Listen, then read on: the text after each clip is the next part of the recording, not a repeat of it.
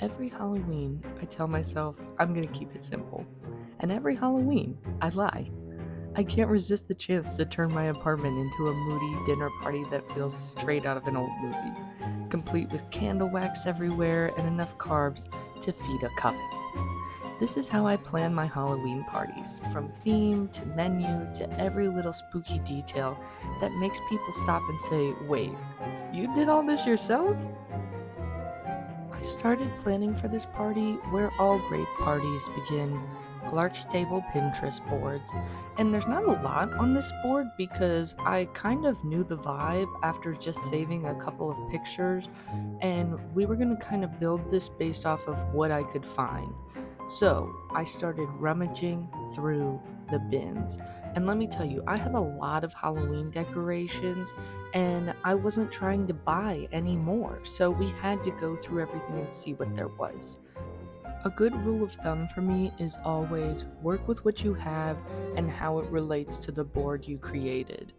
The biggest thing you want to remember is it may not fit your theme perfectly, but we can add other little details to work around that. Like these orange bowls, they're for emergencies only. These, anything black, dark, spooky, that was getting added, and also anything related to Halloween party wear. Like this whole bag was just plates and forks and spoons that I had. Of course, we're gonna use that up. Even these little salad things, I got these at the dollar store. Welcome to my office. It's always a mess, so I try not to show you guys this, but it has been currently the space of the storage of all of these party supplies.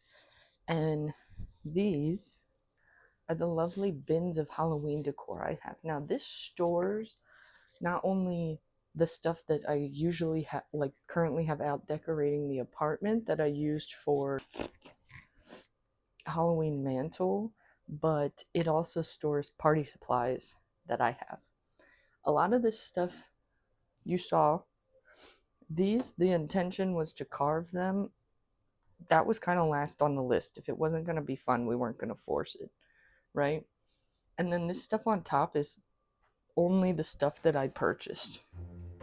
A pro tip I have for you about finding things for these parties, maybe you don't have a collection and you're just starting out, is think about things that can carry over to different themes and don't be afraid to not spend a lot of money on things. I've gotten things at Home Goods, the dollar store, Walmart, anywhere where they sell Halloween things. You can pick out little bits and bobs, and if you have the space, I'd recommend saving the space for it, because I have come back to so many of these things over the years, not realizing that I would need them, and let me tell you, I'm getting my use out of them for sure. Once I know everything I have and the theme is locked in, I start doing what I call the pre-party math, which is basically, what do I need? What can I make, and how much can I actually handle before I spiral? I like to work backwards from the party date, that way I can see what needs to be made ahead, what has to be fresh, and what I can seamlessly buy. For example, bread dough and pasta sauce, totally fine to make days in advance. Salad dressing, easy to prep the day before. Ice, always forget it until the last minute, no matter how many lists I make. I start a running list divided into make, prep, and buy. If I've been staring at a menu idea for more than 5 minutes trying to convince myself that it's quote-unquote worth the effort, it's probably not, and it's probably going to drive me insane, and it's probably going to drive you insane too. The key for me is balance, right? I want the menu to feel homemade, but I also want to enjoy the night, so a few store-bought shortcuts mixed with some star dishes I can brag about, that's the sweet spot. By the time the list's done, it's basically a game plan, and that's what keeps everything from turning into total chaos later. Keyword mostly keeps it from chaos. I also plan my week leading up to the party like a little timeline. One column for food, one for decor, so I'll do grocery shopping 2 days out, make the pasta, bake the night before, and handle decor setup the morning of. It's not perfect, but it means I can actually enjoy the process instead of panic cooking in full costume. And yes, I always underestimate how long it takes to light candles. By the time my lists are done, I've got my game plan. Now it's just about turning it into food people will actually remember. So let's talk about the menu. For this party, I really wanted to prioritize only a few dishes, things that would keep well, and things that were really screaming seasonal.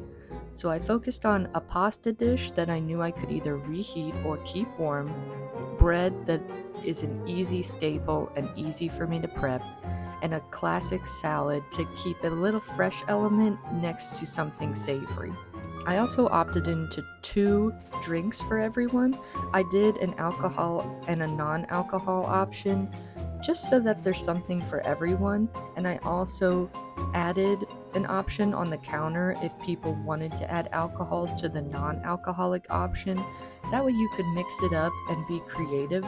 Doing things like this for a party will really keep it simple and easy and flexible for your guests. Another big thing I thought about with deciding what food I wanted to make was how easy it would be to prep these things ahead of time. So, for example, the pasta I had done the day before. The salad was easy for me to throw together and leave in the fridge for a few hours. Same thing with the drinks. Making sure that all of your elements can come together quickly, will keep well, and will make less work for you is really the key to making a party enjoyable and easy to host. Once the menu was set, it was time for my favorite part, which is turning my apartment space into a Halloween dinner party scene. I started by pulling out everything I'd collected, the thrifted candlesticks, the glassware, the dramatic table runners I swore I didn't need and then used anyways. I always start with the table. It sets the tone for the whole night. My rule is mix textures, vary heights, and make it just impractical enough that people say, wow, this looks like a professional did it. I can't tell you the amount of times I was setting this up and people who also live in my apartment building walked by and literally were like, that's incredible. And y'all really don't need to stroke my ego like that. I like to layer everything gradually. I started with big signage, big pumpkins. That way I could kind of find a natural flow for where things were going to fit on this table. People could easily walk around and get what they wanted, and everyone could still see everything and enjoy it. And don't worry about getting things too perfect. Remember, it needs to feel human instead of styled. And get fun with things. Like when I decided to throw in this thrifted clue game that I had, this went in last because I didn't really know if I was going to have a space to use it, and I ended up absolutely loving where it ended up. Once everything feels good and feels right, you'll just know it. Don't feel bad if you don't love exactly how everything turns out, because again, it's not about perfection, it's just about doing what feels good and not stressing about it. The last few hours before any party are a mix of adrenaline and denial. You're convinced you have plenty of time until you realize that you haven't changed, you still have something that needs to go in the oven's not preheated, and things can quickly start to spiral, which I have truly learned the hard way, and because of that, I actually built get ready into my schedule.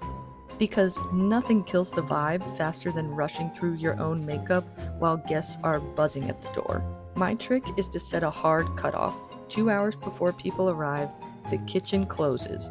At that point, the food should be in serving dishes, the drinks chilled, and everything should be sort of placed, but we're in a good spot at that point.